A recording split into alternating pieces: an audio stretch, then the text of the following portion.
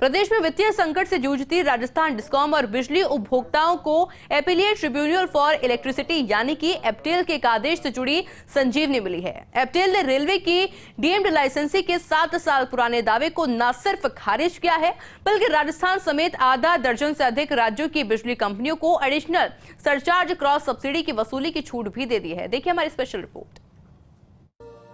साल 2017 से रेलवे ने खुद को डीम्ड लाइसेंसी मानते हुए राजस्थान डिस्कॉम के सभी बिजली कनेक्शन कटवा लिए थे और ओपन एक्सेस के जरिए बाहर से बिजली खरीदकर ट्रैक का संचालन शुरू किया था। इस दौरान रेलवे ने डिस्कॉम को एडिशनल सरचार्ज क्रॉस सब्सिडी की राशि देने से भी इनकार कर दिया। पूरे मामले पर राजस्थान डिस्कॉम ने पहले RERC और फिर एपटेल में पक्ष रखा।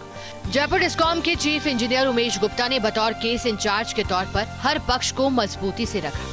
इसी का परिणाम है कि हाल ही में आए आदेश में रेलवे को एपटेल ने डीम्ड लाइसेंसी नहीं माना, क्योंकि ओपन एक्सेस से खरीदी बिजली को रेलवे खुद के उपयोग ले रहा है, जबकि लाइसेंसी वो होता है जो दूसरे को बिजली का बेचान करे। अब वित्तीय संकट से जूझती डिस्कॉम को एपटेल की संजीवनी मिल गई।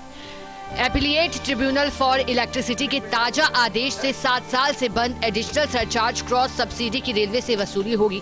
इस आदेश के बाद अब तीनों डिस्कॉम रेलवे से पुरानी वसूली के लिए सक्रिय हो गए। एडिशनल सरचार्ज में 89 पैसे, क्रॉस सब्सिडी में 1.65 पैसे प्रति यूनिट की वसूली होगी।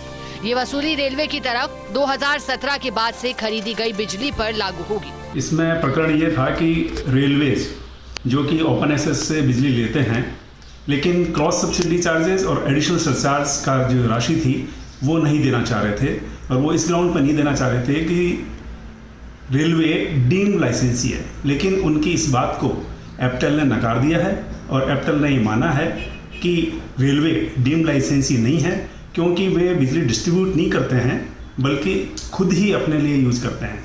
और 2017 से ये मैटर पेंडिंग चल रहा था। हमारा जो पैसा था वो रुका हुआ था, हम निरंतर मांग किए जा रहे थे, और अब हम रेलवे से जो हमारी रुकी हुई राशि थी, जो लगभग की 700 करोड़ से ज़्यादा की है, वो हम उनसे मांग करके वसूलेंगे।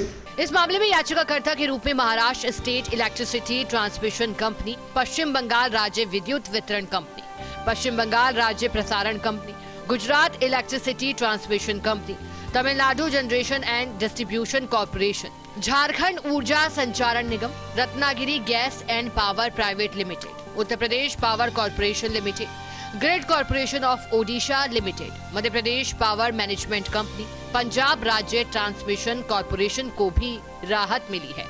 राजस्थान डिस्कॉम प्रशासन ने एपटेल के फैसले को बड़ी जीत बताया। वित्तीय हालात को देखते हुए डिस्कॉम ने भी रेलवे से वसूली के डिमांड नोट बनाने की दिशा में काम शुरू कर दिया। अब देखना ये होगा कि राजस्थान डिस्कॉम प्रशासन इस वसूली को कितने समय में कर पाता है।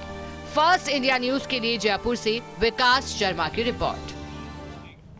उप मुख्यमंत्री दिया कुमारी ने राजस्थान इंटरनेशनल सेंटर में आयोजित बालिका शिक्षा प्रोत्साहन एवं पाठ्य पुस्तक मंडल स्वर्ण जयंती समारोह में शिरकत की। मुख्य अतिथि के रूप में उन्होंने संबोधित किया। उन्होंने बालिकाओं को प्रेरित करते हुए कहा कि 100% प्रयास करने से निश्चित ही सफलता मिलती है। उप मुख्यमंत्री दिया कुमारी ने कहा कि प्रधानमंत्री नरेंद्र मोदी के नेतृत्व में और विजन से तैयार नई शिक्षा नीति देश के उज्जवल भविष्य निर्माण में सार्थक साबित होगी।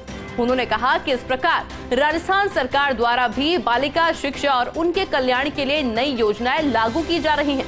उन्होंने बेटियों से आह्वान किया है कि वे असंभव शब्द को अपने डिक्शनरी से हटाकर नई ऊर्जा के साथ आगे बढ़े और राजस्थान का नाम रोशन करें। उन्होंने कहा कि पहले की तरह अब लोगों को जूझना नहीं पड़ता।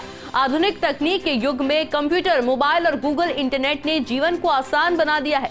दिया कुमारी ने कहा कि केंद्र सरकार की ओर से नई शिक्षा नीति, बेटी बचाओ बेटी पढ़ाओ योजना, सुकन्या योजना व बालिका समृद्धि योजना, उज्ज्वला योजना, प्रधानमंत्री मातृ वंदन योजना जैसी कई योजनाएं चल रही हैं।